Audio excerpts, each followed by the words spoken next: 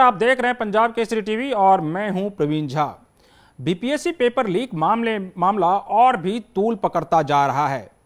एक तरफ आप देखिए कि पहले इस तरह से ये लोग उम्मीद कर रहे थे कि जो इस पर कुछ ना कुछ अब तक ठोस कार्रवाई हो जाएगी, लेकिन अभी तक हालांकि सरकार की तरफ से भी और बीपीएससी की तरफ से भी ये कहा गया है कि इस पर पूरी जांच की जा रही है और उस पर जो भी कार्रवाई होगी जिनके खिलाफ वो करेंगे। लेकिन सबसे बड़ा सवाल यह है कि आखिर जिस कॉलेज में सेंटर दिया गया था उस सेंटर की मान्यता जब पहले ही खत्म कर दी गई थी तो आखिर वहां पर सेंटर कैसे बनाया गया। ऐसे वीडियो को जिनका पहले से ही दागदार उनकी छवि रही है उनको फिर से सेंटर के लिए इंचार्ज कैसे बना दिया जाता है। तो इन सब मुद्दों पर आज इस पर हम पूरी बातचीत करेंगे। इसमें हमारे साथ एक बहुत बड़ा पैनल जुड़ रहा है। इसमें बीजेपी की तरफ से हमारे साथ संतोष पाठक जी जुड़ेंगे, वीआईपी के राष्ट्रीय प्रवक्ता देव ज्योति जी जुड़ेंगे और छात्र नेता दिलीप कुमार जी हैं। सबसे पहले हम दिलीप कुमार आपसे जानना चाहते हैं कि आखिर ये पूरा एक तो मामला हुआ क्या, कहां से आप लोगों को पता चला कि पेपर लीक हो गया है? देखिए, पहली बार ऐसा नहीं है कि बिहार में पेपर लीक हुआ। इससे पहले दरोगा बहाली, सिपाही बहाली का भी पेपर लीक हुआ था और इससे पहले 66वीं बीपीएससी पीटी का भी आंसर वायरल हुआ था और उस समय भी हमने चिल्ला चिल्ला कर कहा था बीपीएससी को और नीतीश आवाज मेरे पास नहीं आ रही कि आप इसकी सीबीआई जांच करवाइए, ताकि एक बार अगर सीबीआई जांच हो जाती है तो सारे शिक्षा माफिया पकड़े जाएंगे जो हर परीक्षा में पेपर लीक करवाते। लेकिन सरकार ने हमारी बात नहीं मानी उस समय और उसका आज दुष्परिणाम देखिए कि 150 का 150 क्वेश्चन परीक्षा से बहुत पहले बाहर आ गया और हमने मुख्यमंत्री को ईमेल किया था परीक्षा शुरू होने से 11 मिनट पहले, लेकिन ये क्वेश्चन बहुत पहले से वायरल था। नहीं, तो आप ये बताइए कि आपको आखिर क्यों उठाया गया, आपको जो ले जाया गया पूछताछ के लिए, आखिर आपको क्यों ले गया पूछताछ के लिए? इसका जवाब तो मुख्यमंत्री नीतीश कुमार जी को देना चाहिए और जिन लोगों ने उठाकर ले गया उन लोगों को बताना चाहिए, क्योंकि मैंने पहले भी कहा था कि मुझे जब बुलाया जाएगा मैं सहयोग करने के लिए जहां बुलाया जाएगा। मैं आवाज नहीं आ रही है परवीन बाबू। अच्छा, एक मिनट, हम जरा पीसीआर से कहेंगे कि एक बार देखिए कि आवाज क्यों प्रॉब्लम हो रही है, कि उनकी आवाज उनको मिल नहीं रही है देव ज्योति जी को। आपकी आवाज आ रही है, दिलीप जी की आवाज नहीं आ रही। चलिए मैं उसको आगे बता दूंगा कि दिलीप जी क्या बोलना चाह रहे हैं। एक बार पहले आप दिलीप जी आप पूरी बात कर लीजिए फिर।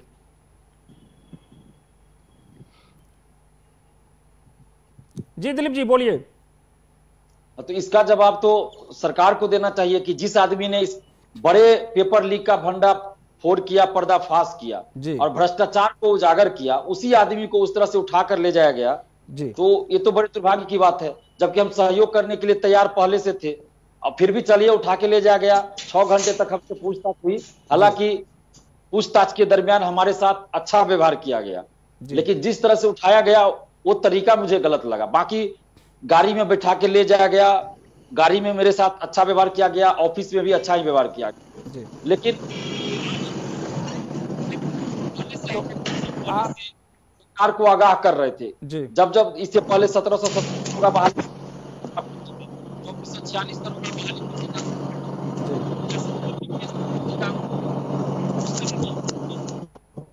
आगाह किया और बताया और मांग किया कि सीबीआई जांच करवाइए।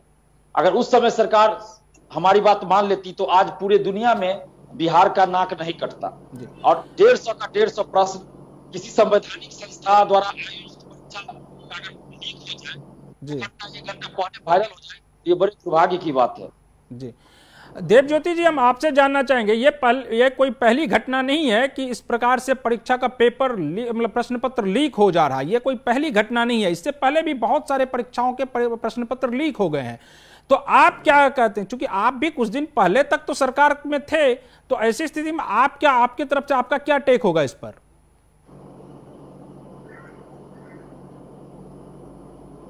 ये पूर्ण है किसी ऐसी महत्वपूर्ण परीक्षा का पेपर लीक होना दुर्भाग्यपूर्ण है। ये कहीं ना कहीं से लीकेज है। इसमें हमारे राष्ट्रीय संस्थापक सन ऑफ मला मुकेश सहनी जी इस पे मांग भी कर चुके हैं कि बीपीएससी की जो जितने भी इसमें जिम्मेदार पद में हैं, सबसे पहले बीपीएससी के जो चेयरमैन हैं उनको इस्तीफा देना चाहिए। उसके बाद जांच ईओडब्ल्यू कर रही है और सही लोगों को निर्दोष लोगों को नहीं फंसाया जाए, जो सही लोग इस पे मतलब जो प्लांट कर रहे हैं और जो खेल खेल रहे हैं उन लोग को, सही लोगों को पकड़े। ये तो वीआईपी की मांग रही है हमेशा जो है। और दूसरी बात है कि छात्रों का सोचिए, कोई 1 कट्ठा जमीन बेच के पिछले 1.5 साल 2 साल में वो तैयारी कर रहा है, हम समझ सकते हैं। हमारे कैडर में भी लोग जुड़े हुए हैं वीआईपी पार्टी में, जो जिसमें परीक्षा में जिनके बच्चे, जिसकी भाई बहन, हमारे निषाद समाज के भी काफी लोग हैं और भी अति पिछड़े के लोग हैं। आप सोचिए कि कितनी महंगाई आज के दिन में ट्यूशन है कि कोई सोना गिरवी रख के, कोई कर्जा रख के बच्चों को पढ़ाई करवा रहा है कि बीपीएससी में वो कम्पीट कर सके, बीपीएससी में वो पढ़ाई कर सके। और वो आज के दिन में जो है इस चीज से वांछित हो रहा है। छात्रों पे क्या बीत रही होगी, 8 लाख 9 लाख छात्र जिसमें अपेयर किए हैं, वो समझ सकते हैं, क्योंकि हम लोग भी इस पोजीशन से बढ़े हैं, देखे हैं, हम लोग भी कंपटीशन में पार्टिसिपेट किए हैं। तैयारी क्या होती है, उससे पहले पैल्पिटेशन होता है कि क्या होगा परीक्षा में, क्या आएगा, उसके बाद बच्चों को पता चले कि उस परीक्षा को रद्द कर दिया जाता है। ये बहुत बड़ी दुर्भाग्यपूर्ण। नहीं, तो आप लोग आखिर सरकार से क्या चाहते हैं कि इसकी कैसी जांच हो? क्योंकि अभी तक जो जांच का जो प्रोसेस है, हालांकि उसमें यह किया गया कि 4 लोगों को गिरफ्तार कर लिया गया है, लेकिन उसके बाद भी आप ये बताइए कि हम ये जानना आपसे चाह रहे हैं कि जिस वीडियो पे पहले से वो वीडियो का मतलब छवि जो है उनकी दागदार रही है पहले से, इसके बावजूद अगर उनको वहां पर सेंटर इंचार्ज बनाया जाता है, तो आखिर इसके पीछे क्या सिर्फ ये बीपीएससी की लापरवाही है या किसी के इशारे पर यह काम किया जा रहा है?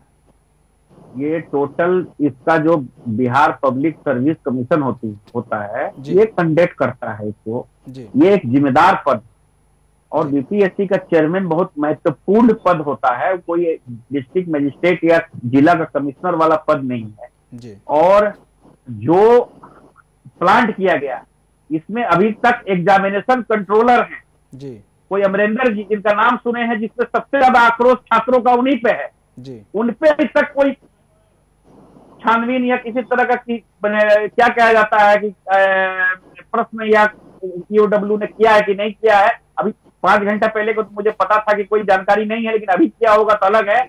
लेकिन एग्जामिनेशन कंट्रोलर, बीपीएससी चेयरमैन, ये लोग दोनों का मेन अहम इसमें भूमिका होती है कि आप किस तरह से सेंटर दे रहे हैं, क्या दे रहे हैं, किसको दे रहे हैं। कोई खिलवाड़ नहीं ना है। कल यही एसडीएम बनेगा, एसडीएम बन के कल जिला अधिकारी बनेगा, और जिला अधिकारी में ही अगर चोरी चमारी से अगर एग्जामिनेशन पेपर पास करके अगर वो पास करता है तो जिला को बेच देगा वो आदमी। जी ज्योति जी, आपको थोड़ा सा रोकेंगे, पहले हम संतोष पांडे जी से एक रिएक्शन ले लेते हैं। संतोष पांडे जी, ये बताइए कि जब पहले से ही पता है कि एक वीडियो की छवि पहले से ही दागदार है, तो आखिर उनको कैसे, क्या ये सिर्फ बीपीएससी की लापरवाही आप कहेंगे या फिर इसमें सरकार की भी संलिप्तता है उनको वहां पर सेंटर इंचार्ज बनाने में? प्रवीण जी, ये जो घटना हुई है बीपीएससी के पेपर के लीक का, जी वास्तव में बहुत दुर्भाग्यपूर्ण है, और ये किसी भी स्तर पर किसी भी व्यक्ति को क्षमा देने योग्य नहीं है। जी पहली तो बात ये है। दूसरी, मैं खुद एक छात्र रहा हूं जी, और मैंने वो सारे कष्ट देखे हैं, खुद भी झेले हैं, जिसमें परीक्षार्थी अपने जीवन के बहुत महत्वपूर्ण वर्ष इन परीक्षाओं की तैयारी में लगाते हैं, और उनका भविष्य इस पूरे परीक्षाओं से, इसी प्रकार की परीक्षाओं से जुड़ा रहा है। इसलिए एक ऐसी पार्टी जो सरकार में है, मैं अपनी पार्टी की तरफ से भी क्षमा मांगूंगा सभी छात्रों से, उनको जो कष्ट और कठिनाई हुई है। नहीं संतोष पांडे जी, आप सिर्फ क्षमा मांगने से सिर्फ ये काम नहीं चलने वाला है। मैं आगे आ रहा हूँ जी। मैं ये कह रहा हूँ कि सरकार के तरफ से इस प्रकार की कोई भूमिका सरकारी स्तर पर नहीं है जी। सरकार के पास जो जिम्मेदारी है, सरकार ने अपनी जिम्मेदारी को पूरी तत्परता से निभाया है। जो भी दोषी व्यक्ति प्राइमरी फेजी समझ में आए हैं, उनको सरकार ने गिरफ्तार किया है। नहीं तो जिस प्रकार से फिर आखिर व्यक्ति जिस प्रकार से भी पद पर बैठा हो प्रवीण जी, ये सरकार को छोड़ेगी नहीं। मैं एक छोटा सा उदाहरण आपको दे रहा हूँ। विगत कई दिनों से आप देख रहे हैं, मैं दूसरे चैनलों के डिबेट पर भी जाता हूं, वहां पर भी ये विषय आता है जी। पिछले कुछ वर्षों से, और पिछले ऐसा मैं कह सकता हूं पिछले लगभग 1 वर्ष से, बिहार में जिस स्तर पर भी भ्रष्टाचार की सूचना सरकार को मिली है, सरकार में बैठे लोगों को मिली है, हम लोगों ने सारे प्रकार जी कई वीडियो, कई सीईओ। नहीं, मेरा सवाल स्पेसिफिक है कि मेरा सवाल ये है कि आप ये बताइए कि जिस सेंटर की मान्यता पहले ही 2017 में ही इस सेंटर के बारे में यह कह दिया गया था कि नहीं, अब इस पर यहां पर कोई भी परीक्षा आयोजित नहीं की जाएगी, 2019 में वहां उस कॉलेज की मान्यता भी रद्द कर दी गई, इसके बावजूद बीपीएससी ने ये इतनी बड़ी लापरवाही कैसे कर ली? क्या इसमें सिर्फ बीपीएससी की लापरवाही है या सिर्फ ये पूरा जो विषय है प्रवीण जी, इस पर बहुत कठोरता से जांच हो रही जी। और जो भी व्यक्ति इस पूरे प्रक्रिया में अगर कहीं भी लूप होल है, जो विषय आपने कहा ये वास्तविकता है, ये सच्चाई, और इसको स्वीकारने में कहीं कोई गलती नहीं है जी। जो भी व्यक्ति इस पूरे प्रक्रिया को चलाया है, उसको पूर्ण किया है, और उसको कहीं भी अगर फॉल्ट लाइन में अगर पकड़ा जाएगा तो ऐसा नहीं है कि वो निर्दोष होकर, मुक्त होकर सड़कों पर घूमेंगे। सरकार की अपनी जवाबदेही है और सरकार जरूर उन पर कार्रवाई जी। नहीं, एक और सवाल है, क्योंकि मैं देख रहा था कि आपके ही राज्यसभा सदस्य जो विवेक ठाकुर जी हैं, उनका भी चूंकि सरकार के ऊपर ही ये आरोप है कि नहीं, इसमें एकदम निष्पक्षता, एक तो जांच होनी चाहिए, और दूसरा जो ये पूरा मामला हुआ है तो निश्चित रूप से ये सरकार की कार्यप्रणाली पर सवालिया निशान खड़ा कर रहा है। तो क्या आप लोग जो बीजेपी भी चूंकि सरकार में है वहां पर, तो ऐसी स्थिति में आप लोगों का उसके किसी भी खास करके प्रशासन पर या उस पर से आप लोगों का इकबाल खत्म हो गया है क्या?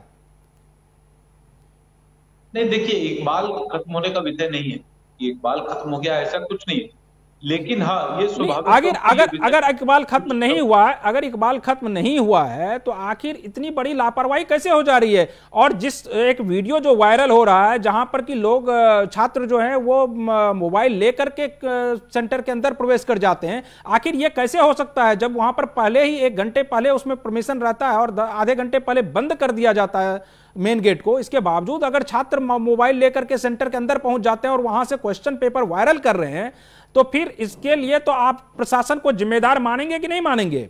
मान रहे हैं प्रवीण जी, कहां हम कह रहे हैं कि प्रशासन इसके लिए दोषी नहीं है।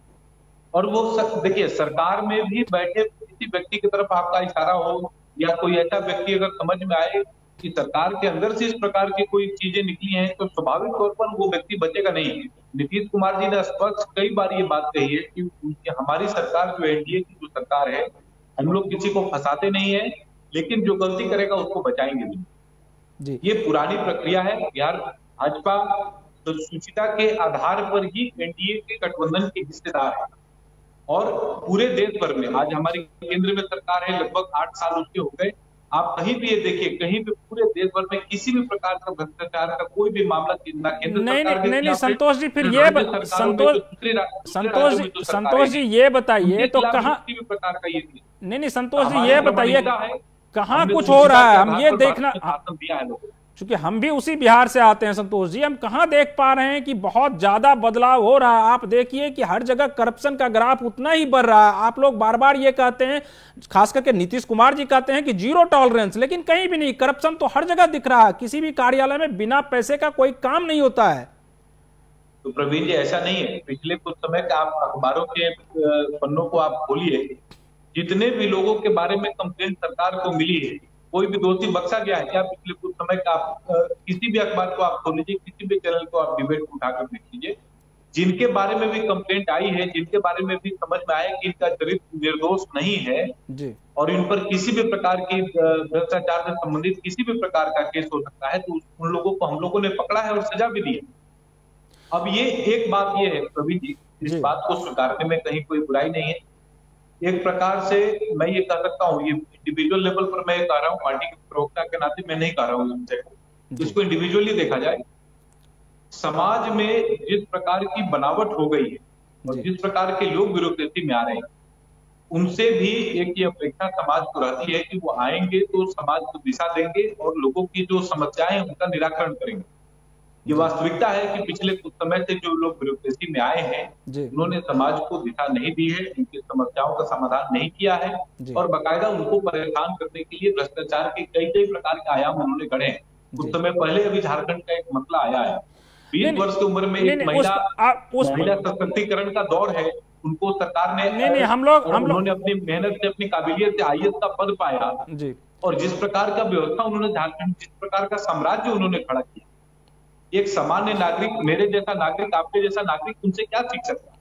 इनको दिशा देनी है। नहीं, हम लोग थोड़ा पॉइंट इसी मुद्दे पर रहेंगे, उस ईडी वाले मामले पर हम लोग बाद में जाएंगे, अगर समय मिलेगा दूसरे दिन उस पर डिबेट कर लेंगे।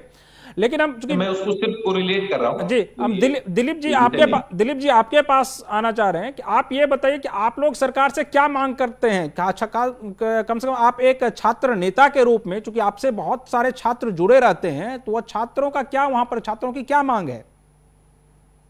देखिए, हम लोगों की मांग यही थी कि सबसे पहले परीक्षा को रद्द, सिविल जांच पेपर लीक कराई जाए जी, और जो आर्थिक नुकसान स्टूडेंट्स को हुआ है, परीक्षार्थी को हुआ है, तो उसका मुआवजा या तो बीपीएससी दे या नीतीश सरकार दे, और 3000 पर स्टूडेंट पर परीक्षार्थी दिया जाए, क्योंकि इसमें परीक्षार्थियों की कोई गलती नहीं है।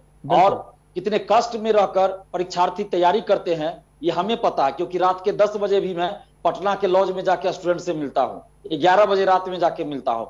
एक टाइम का खाना खा के बहुत सारे स्टूडेंट्स हैं जो रहते हैं, गरीबी में रहते हैं, बेरोजगारी की मार झेल रहे हैं, कोरोना की मार झेल रहे हैं, और ऐसी परिस्थिति में और सेंटर इतना दूर दूर दिया जाता है। आप देख लीजिए कि सासाराम का सेंटर अररिया, कटिहार, पूर्णिया का सेंटर आरा, सासाराम गया, इतना दूर सेंटर देने का क्या मतलब? आप परीक्षा ले रहे हैं ना कि बिहार भर करवा रहे हैं जी। आप बिल्कुल सेंटर तो दे सकते थे ना परीक्षार्थी को, बिल्कुल जाने में सुविधा होगी, खर्च भी कम होगा। बिल्कुल। दिलीप जी, आपके यही मांग है जी। आप एक तो हम पहले संतोष जी, आपके पास देवज्योति जी आ रहे हैं, लेकिन उससे पहले हम संतोष जी से ये जवाब लें चूंकि वो सरकार में है। तो क्या संतोष जी ये बताइए, जो इनकी मांग है, खास करके ये छात्र नेता के रूप में भी और छात्रों की भी यही मांग है कि कम से कम वो जो परीक्षा देने के लिए जाते हैं, एक तो उनका सेंटर इतना दूर दिया जाता है, नॉर्थ बिहार को एकदम साउथ एक्सट्रीम में भेज दिया जाता है, और साउथ बिहार वाले छात्र को नॉर्थ एक्सट्रीम में भेज दिया जाता है। तो ये आप लोग क्या सरकार से इस बार कहेंगे, और कम से कम आयोग से भी इस बात को कहेंगे कि नहीं, कम से कम आप लोग सेंटर जो देते हैं वो 2-3 जिले के अंदर दे दीजिए, 100 किलोमीटर के रेंज के अंदर दे दीजिए, जिससे कि छात्रों को एक तो परेशानी ना हो। और इसी में दूसरा सवाल और, जो दिलीप जी ने कहा कि कम से कम 3-3 हजार रुपया जो उनका नुकसान हुआ एक परीक्षा देने में, जो अगर वो दे देते, होता नहीं होता वो उनके ऊपर था, लेकिन जो नुकसान हुआ उसकी भरपाई तो कम से कम सरकार करे या फिर आयोग करे। प्रवीण जी, मुझे व्यक्तिगत तौर पर भी इस बात का बहुत दुख है कि बीपीएससी की परीक्षा का जो पेपर है, वो जो पर्चा है वो लीक हुआ जी। मेरे कई मित्र, मैं दिल्ली में पढ़ा हूँ, और मैंने कई मित्रों को इस बार, जो मेरे जूनियर थे, मेरे कलीग थे, वो दिल्ली से टिकट कंफर्म करा के, कई लोग जनरल के बोगियों में बैठकर आए थे परीक्षा देने के लिए जी। और स्वाभाविक तौर पर उनको बहुत कष्ट हुआ है, और उस बात के लिए मैं एक प्रवक्ता के तौर पर, भाजपा के प्रवक्ता के तौर पर उनसे अभी के वर्तमान परिस्थिति में मैं सिर्फ माफी मांगता हूँ। जो विषय दिलीप जी ने उठाया है एक छात्र नेता के तौर पर जी, वो स्वागत के योग्य तो है ही, और मैं ये प्रयास करूंगा कि पार्टी के स्तर पर भी इस पर चर्चा हो, और ये जो विषय आया है, जो मांग उठी है, इस पर कुछ उचित कार्रवाई हो सके, और लोग ज्ञापन भी देने का प्रयास करेंगे तो जरूर जी। देवज्योति, एक और मांग जी बता, एक और मांग है जी बोल लीजिए। सबसे पहले बीपीएससी के जो चेयरमैन है, जब ये शिक्षा विभाग के सचिव या अपर सचिव थे, उस समय एसटीईटी की परीक्षा हुई थी, तो उसका भी पेपर लीक हुआ था, और जब से बीपीएससी के चेयरमैन बने हैं 2 बार पेपर लीक हो चुका है। तो सबसे पहले आरके महाजन को हटाया जाए, और अमरेंद्र कुमार, जब से ये परीक्षा नियंत्रक बीपीएससी का बने हैं, तब से भ्रष्टाचार बढ़ गया है बीपीएससी में, क्योंकि ये नीतीश जी के करीबी नेता के करीबी हैं, और ये सब लोग जानते हैं कि अमरेंद्र कुमार जी किनके करीबी है। तो अमरेंद्र कुमार जो परीक्षा नियंत्रक है उनको हटाया जाए, और जो अध्यक्ष है आरके महाजन, इन दोनों को सबसे पहले जी। संतोष जी, आपके पास इसका जवाब लेंगे हम दिलीप जी के सवालों का, लेकिन उससे मैं एक ब्रेकिंग न्यूज सुनाना चाह रहा हूं आपको जी, अभी तुरंत का ब्रेकिंग न्यूज बता रहा हूं। परीक्षा नियंत्रक अमरेंद्र कुमार का भी नाम आ रहा है। एक किसी मीडिया चैनल ने पटना में खबर को चलाया है कि परीक्षा नियंत्रक अमरेंद्र कुमार का भी नाम इस पेपर लीक में आ रहा है, जिसकी मांग हम पहले से करते आ रहे हैं, आज से नहीं, 2019 से हम मांग करते आ रहे हैं कि अमरेंद्र कुमार को हटाया जाए, लेकिन सरकार कहां मान रही है बात। बीजेपी के जो प्रवक्ता है उनसे हम कहना चाहते हैं कि आप कह रहे हैं कि सरकार स्टूडेंट्स के साथ है। रामा किशोर सिंह का प्रकरण आप लोग को याद होना चाहिए, 2019 की घटना है, आज तक रामा किशोर सिंह पे कोई कार्रवाई नहीं हुई, जबकि सरकार में बीजेपी है। और रामा किशोर सिंह का मुद्दा उठाने वाला पहला व्यक्ति सुशील कुमार मोदी जी है। उस समय वो विपक्ष में थे, जब सत्ता में चले आए तो फिर रामाकिशोर सिंह को भूल गए। वो 2019 में उनका वॉइस रिकॉर्डिंग मैच कर गया था, उन पे एफआईआर दर्ज हुआ, उनको इस्तीफा देना पड़ा। बीपीएससी के मेंबर थे, वो इस्तीफा दिए, उन पे एफआईआर दर्ज हुआ। आज तक विजिलेंस ने उन पे कोई कार्रवाई क्यों नहीं की? अभी वो जहानाबाद के एक कॉलेज के प्रिंसिपल कैसे बने हुए हैं? उससे पहले वो विधान पार्षद थे, शायद बीजेपी से ही थे। तो कहां हम मान रहे हैं? कोई भी राजनीतिक पार्टी अगर स्टूडेंट्स के हित में सोच रही है तो मेरे सवालों का जवाब दे। बिहार का कोई एक दिलीप जी इसका जवाब हम लेंगे उनसे, लेकिन उससे पहले देवज्योति जी बहुत देर से रुके हुए हैं। देवज्योति जी ये बताइए कि आप लोग जो ये दिलीप जी जो मांग कर रहे हैं कि कम से कम 3,000 रुपया छात्रों को कंपनसेशन दिया जाए जो अब अगली परीक्षा के लिए वो फिर से जब जाएंगे, और दूसरा कि सेंटर जो है वो दूरी उसका कम कर दिया जाए, यानी 100 किलोमीटर के दायरे के अंदर कर दिया जाए, तो इस मांग के साथ क्या आप लोग छात्रों के साथ हैं? दिलीप जी जो कह रहे हैं जी, जो वीआईपी पार्टी जिस दिन ये लीकेज हुई, मामला पेपर लीक हुआ, उस दिन से हमारे राष्ट्रीय संस्थापक मुकेश सहनी जी कम से कम 50 मीडिया में ये चीज बोल चुके हैं और अखबार के पन्नों में भी ये छप चुकी है जी। तुरंत 3,000 रुपया सरकार दे, 3,000 रुपया जितनी भी परीक्षार्थी हैं उसको 3,000 रुपया सरकार दे।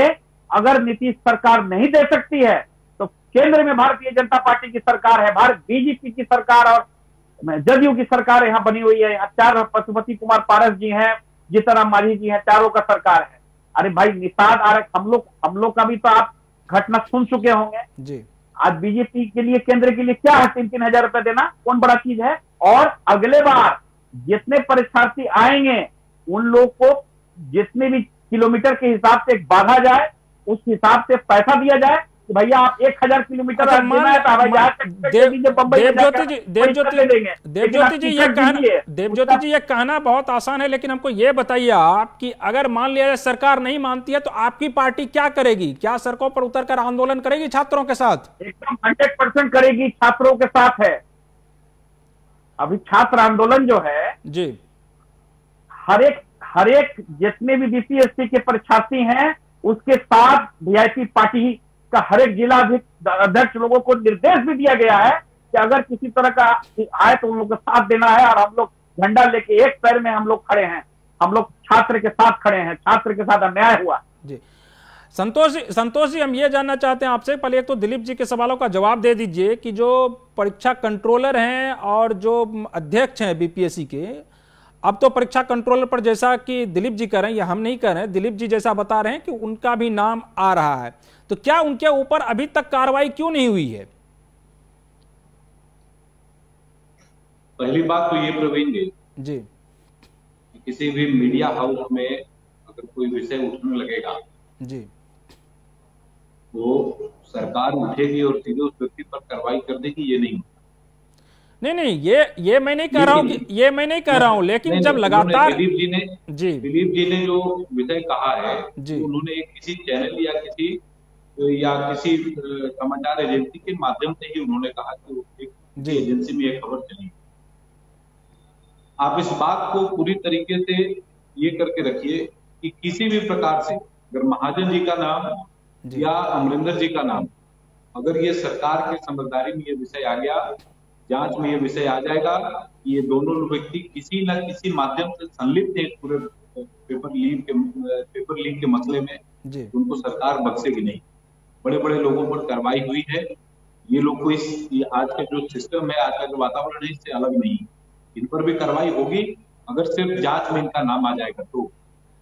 दूसरा जी, तो देवज्योति जी जो विषय कह रहे हैं, रामाकिशोर सिंह का नाम आया, ये जो पूरा मसला है ये छात्रों के भविष्य से जुड़ा हुआ जी। और आपकी पार्टी तो घूम कर अलग अलग जिलों में, यूपी में। दिलीप जी रुक जाइए, थोड़ा सा उनको बोलने दीजिए, फिर उस आपसे बात कर लेंगे। आप एक एक करके जो आपके जो नेता हैं जी, जो मोटरसाइकिल बांट रहे थे और लाखों करोड़ों रुपए के प्रचार का खर्च भी उन्होंने उठाया है अपनी पार्टी के लिए और समाज में। अब जैसा वो कहते हैं कि मैंने अपने समाज के लोगों के लिए भी किया है, तो कुछ वो विषय छात्रों के लिए कर दे। ये विषय छात्रों के लिए कर दे तो मतलब आप सत्ता में रह के मलाई मारिएगा। गर्दियाना में निषाद समाज के लोगों को गर्दियानिया में धक्के देके भगा दीजिएगा। आपके पास है साथ कौन? अभी तो चुनाव का इंतजार कर रहे हैं। आपके साथ ना ब्राह्मण है आज के दिन में, ना आपके साथ ब्रह्मर्षि भाई हैं, अति पिछड़ा तो छोड़िए दिया, किस तरह से अति पिछड़े लोगों के साथ आपकी पार्टी व्यवहार कर रही है उसके बारे में देवज्योति जी आज देवज्योति जी इसके लिए हम लोग अपना सम्मान जो है ना वो गोत्र बतला कर नहीं खोजते। नहीं, गोत्र सम्मान नहीं है। क्या आपका संस्कार हो तो देखिए लिया बोचाहा में क्या हुआ, उसके बाद भी आप लोग को तो शर्म नहीं आ रहा है, आप लोग का अभी भी आंख नहीं खुला है। बिहार प्रदेश में क्या भारतीय जनता पार्टी है या भूपेंद्र जनता? ये लोकतंत्र जो है ना वो इस प्रकार के गठबंधन में फंस गया। आपके जैसे लोग और आपके पार्टी के जो मुखिया उनके जैसे लोगों ने भारतीय लोकतंत्र को कलंकित किया है।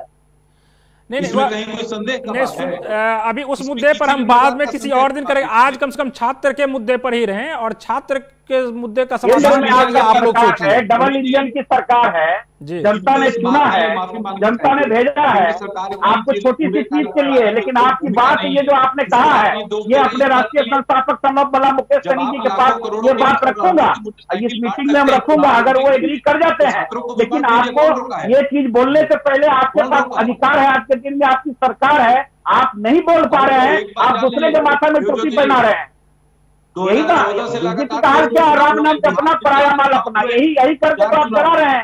श्रीलंका में कैसे धर्म के नाम पे आज के दिन में प्रधानमंत्री का घर चल गया, दुनिया देख रहा है। नहीं, एक तो दोनों लोग बोलेंगे ना तो कोई किसी का भी सुन नहीं पाएगा। छात्र शक्ति इतना बड़ा शक्ति है, आप छात्र शक्ति को नहीं जान रहे हैं। छात्र शक्ति क्या चीज है ये पता है कि सिरिंज से निकाल लेगा, सिरिंज से। नहीं, एक एक करके बोलिए, एक एक करके बोलेंगे तो सभी लोग सुन भी पाएंगे।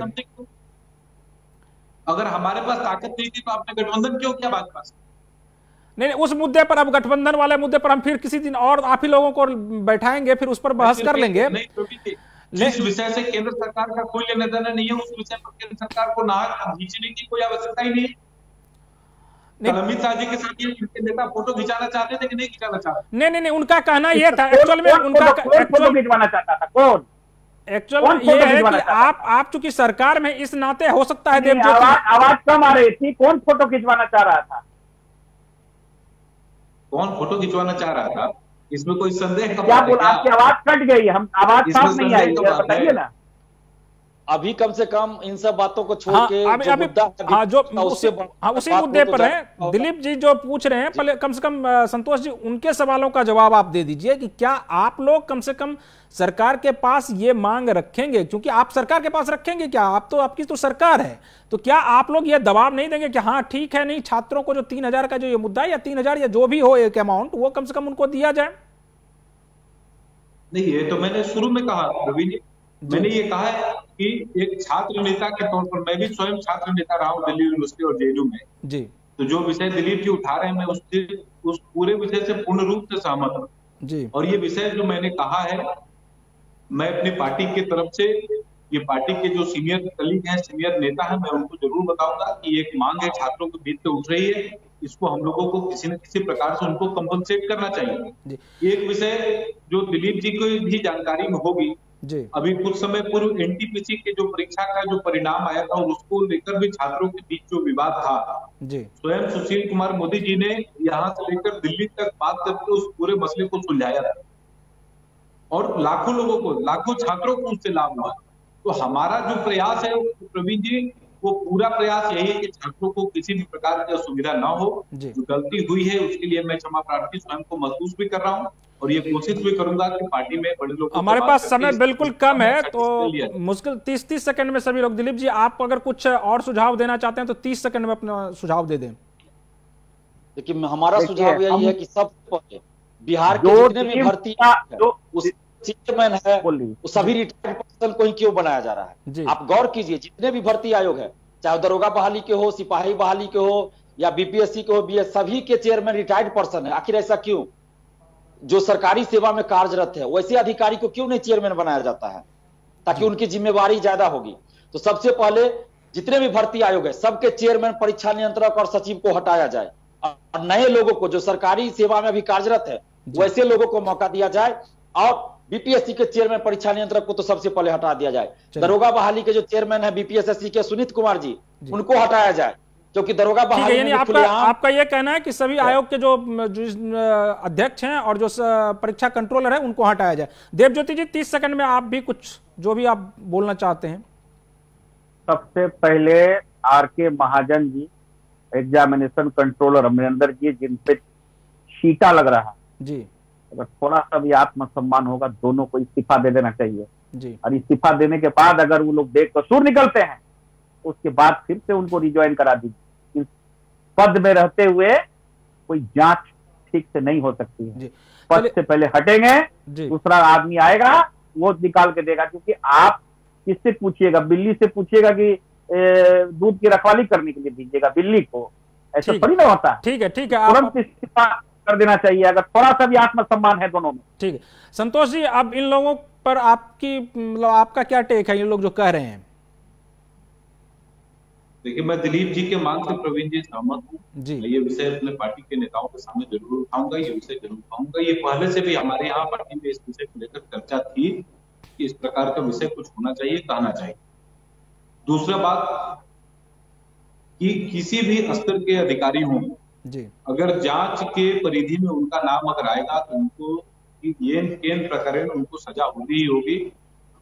अगर किसी भी प्रकार से बचने की किसी भी प्रक्रिया को वो अगर ये करेंगे तो वो बच नहीं सकेंगे, क्योंकि हमारी जो सरकार है वो सूचिता के आधार पर ही पिछले 16-17 वर्षों से बिहार में चल रही है। हमारा आधार ही सूचिता है, प्रामाणिकता ही हमारा आधार है।